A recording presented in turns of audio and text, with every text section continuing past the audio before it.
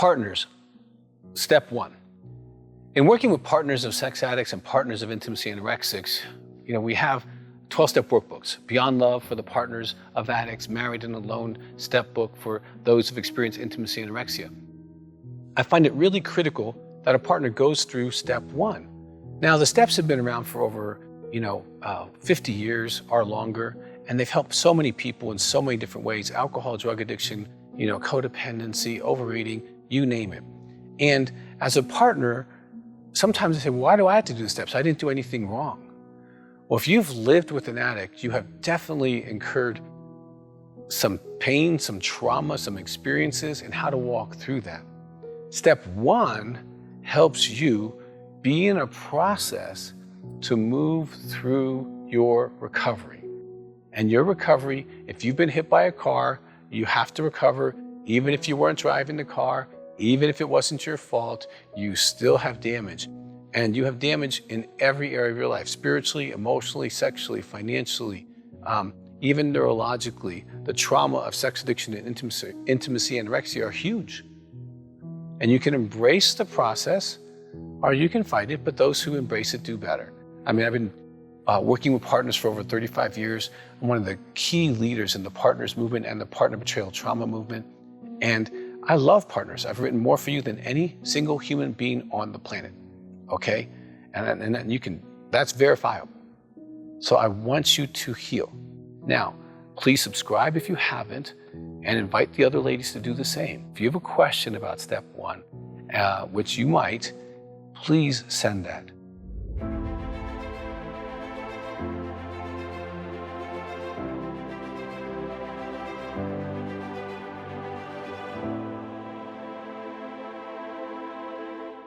I'm going to walk through some of the key words in step one, because in our Facebook group, sometimes I find ladies really struggle, and we get the same questions again and again and again and again and again. And it tells me that they haven't started step one. And so I'm doing this so that partners can actually just hear the heart of what step one would sound like and what someone sounds like who's not doing step one, so that you can know who you are. And if you haven't started a step workbook, please get them and start them. Now, if you're not in a group, get in one of our phone groups or find a group locally or start a group. Be a solution for partners. There's millions of you all around the world, and all you need to do is be able to read and to love women, and you can start a group. So here it is, we. Now that's the most important word in all of the 12 steps, because it never says I, it always says we. We acknowledges that there are many women who have struggled as partners of sex addicts and intimacy anorexics. Millions and millions of you, okay? But we're not gonna heal by ourselves, okay? We're gonna heal inside a community of women that we can trust, that we can begin to trust again, that we can open our hearts to, open our pain to, open our joys to, and share the journey with. So if you're not making phone calls, you're not doing we. If you're not in a group, you're not doing we. And you'll be one of those ladies who's constantly asking, for some kind of advice about some specific question because you don't have anyone else to ask.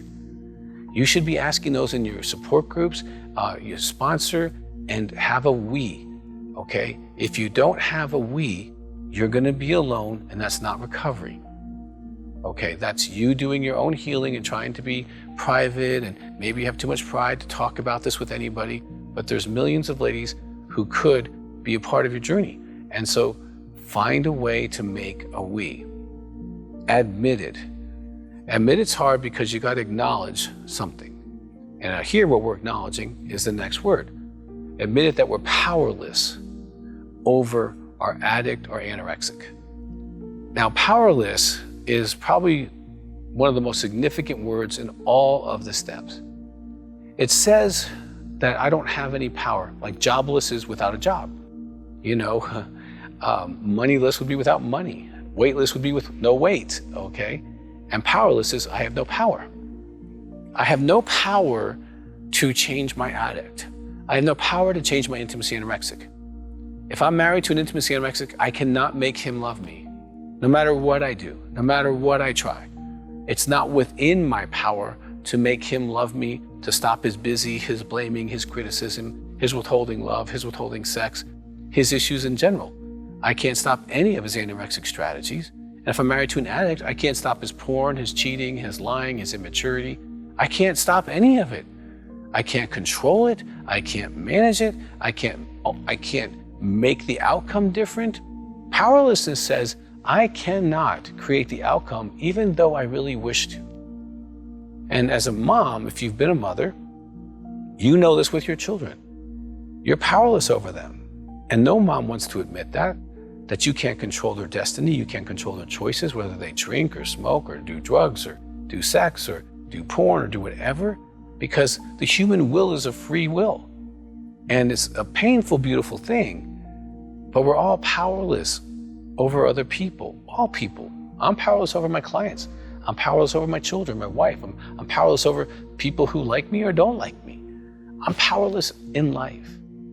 Now, I can decide how I respond, but I can't decide for other people. Even if I love them with all my heart, all my soul, all my body, even if I'm economically dependent on them, even if I don't want to face my fears, maybe I don't want to work, maybe I don't want to grow up in an area, maybe I don't want to move, maybe I don't want to be divorced. But none of those things makes me powerful to make someone else different. Now, when you believe you're powerful, you're going to micromanage like crazy. You're going to set up all kinds of things and strategies to make sure that he doesn't do what he's not supposed to do, or he's going to do what he's supposed to do.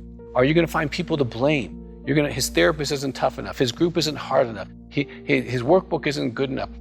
There's some factor outside of him that if I can control or get him to the right place, he will then change. Now, maybe he wants to change, and maybe he just doesn't want to change.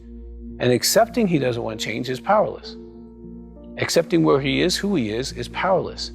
You know, if he's an addict and you're gonna do all the blocking and the monitoring and the cajoling and the screaming and the yelling and make sure he never forgets what he's done to you. Okay, you believe that your anger, or you're withholding sex, or you're controlling, or you're wanting to know every single thought and thing he does, is somehow going to guarantee you the outcome. Now, those are the women who think they're powerful, and you're hurting your own life. You're using your life to try to manage something you can't manage. And you are powerless. And I can tell with the ladies on their Facebook groups and clients who they really believe they're powerful. They believe, well, if I have sex or I don't have sex, if I do this, if I don't do that, if I get this surgery, don't get this surgery, I can control him. You are powerless. I am powerless. I have ladies who are going to send their husbands to the great Dr. Doug Weiss, okay? And they believe I'm going to be powerful enough to change their husband. Now, we've seen thousands of men's lives change, and we do see miracles all the time. But I don't make those happen. They have to want to change. There has to be something inside of them that makes them want to change. And then we can give the skills and equip and do what we need to do to help them become free and well and whole, whether they're anorexics or addicts or both. But as a wife, as a partner, you are powerless. You have zero power to make change for them. Now, you can change yourself. You can work on yourself. You can do your own healing. You can work on your trauma. You can do what you can do. You can have boundaries. You can set boundaries. You can mature in areas that you're scared of, okay? You might have to contemplate separation or divorce that you don't want to. Your kids are gonna be hurt no matter what happens unless he's really all in recovery, and you going into a place of believing that you're powerful is not gonna make him love you or your family enough to heal. And it's really hard to accept that you're powerless. And the last part of this step is that we admit that our lives have become unmanageable. Now, this is definitely an indication between a powerful woman and a powerless woman. A powerful woman believes she can keep doing and trying and send them to this therapist and do this thing and do that and do this, and she keeps on this treadmill of putting her energy to make him better because she believes she's powerful. And in her life, honestly, a lot of these ladies are very strong women. They can overcome things in their own lives. They can move mountains. They can start companies. They can do all kinds of things. They're powerful in their own lives. But that doesn't give you power in all of life. It doesn't give you power over people you love. So the woman who believes she's powerful keeps on this, energy, and her life becomes kind of obsessed about him and what he's doing and what he's thinking and where he is and how's it going for him and him. And you're actually losing your own life. The powerless woman accepts that she has nothing to do with his addiction, nothing to do with his anorexia. She did not cause it. She cannot cure it.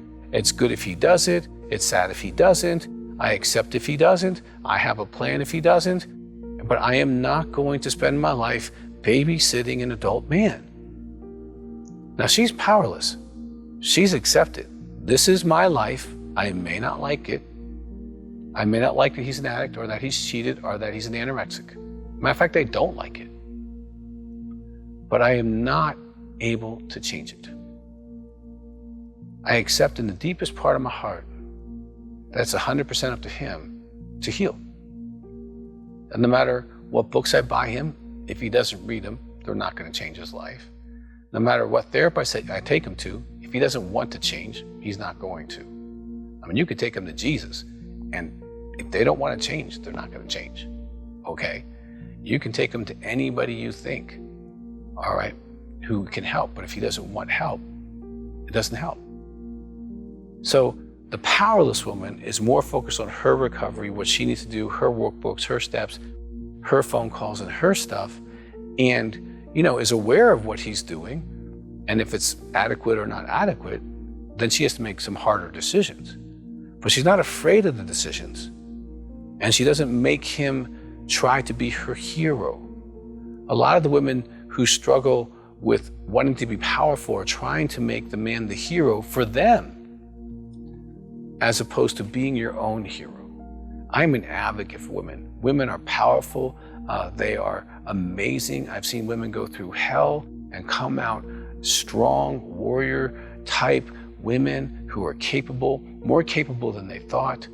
Okay, I've seen women go through their fears. I've seen women go from poverty to wealth on their own without needing a man to help them. I've seen women do amazing things. I believe in the power of woman who takes charge of her own life. This step is the first step in recovery because it puts you in reality. See, when you're not in reality, you can't heal.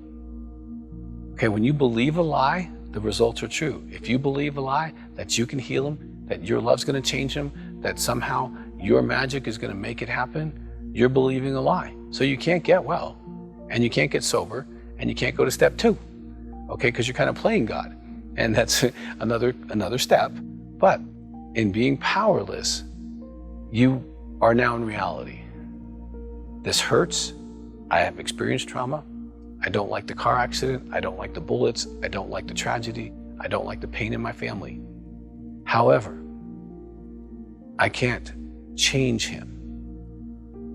I accept responsibility for what I need to do, and I accept no responsibility for what he needs to do. I can be aware of what he's supposed to do, and I can assess that.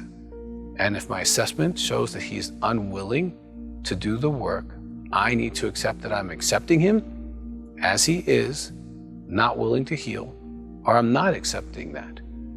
But you're powerless on what he decides to do. Now, if you have not subscribed to our channel, please do. And if you're in any kind of recovery groups that are for partners, please share this with them, because so many women struggle by not doing step 1. And if you haven't worked through any of the workbooks that we have, do all 20 plus pages, do the work, share it with a sponsor or another lady in your group, and start seeing the power of doing steps so that you can rapidly heal. That you can do. And if you can accept you're powerless, that'd be awesome. Also, ladies have questions. And I think that's why they put that box right under there so that you could ask me questions. And I really do respond to them as quickly as possible. I care about you. I have cared about you for over 3 decades, and I want you to heal, but you're responsible to do that.